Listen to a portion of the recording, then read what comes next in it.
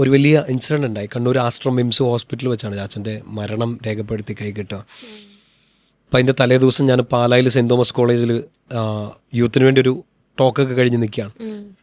പിള്ളേർ കഴിഞ്ഞ് വർത്താനൊക്കെ പറയുന്ന സമയത്ത് എനിക്കൊരു ട്രാവൽ അലവൻസ് പോലെ ഇച്ചിരി പൈസയൊക്കെ എൻ്റെ കയ്യിലൊക്കെ എടുത്തു തന്നു. ഞാനത് തിരിച്ചു കൊടുത്തു.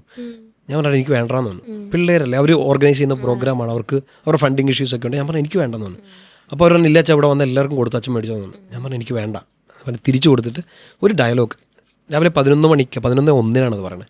ഞാൻ പറഞ്ഞു മക്കളെ എനിക്ക് വേണ്ട, എനിക്ക് അപ്പ റിച്ച് ഇടാന്ന് പറഞ്ഞു. മൈ ഡാഡി സോ റിച്ച് എന്നാണ്. ഒരു അച്ഛനെന്ന നിലയിൽ അച്ഛൻ്റെ അപ്പൻ ഈശോയാണ്, അപ്പൻ റിച്ചാടാന്ന് പറഞ്ഞു. ചാച്ചൻ്റെ മരണം രേഖപ്പെടുത്തുന്നത് 11:01 മോളിൽ ഇരുന്നിട്ട് ആൾ പറയാണ് നൗ യു പ്രൂവ് ഇറ്റ്, നിൻ്റെ ശരിക്കുള്ള അപ്പം ഞാനവിടെ ഒന്ന് പ്രൂവ് ചെയ്യണം.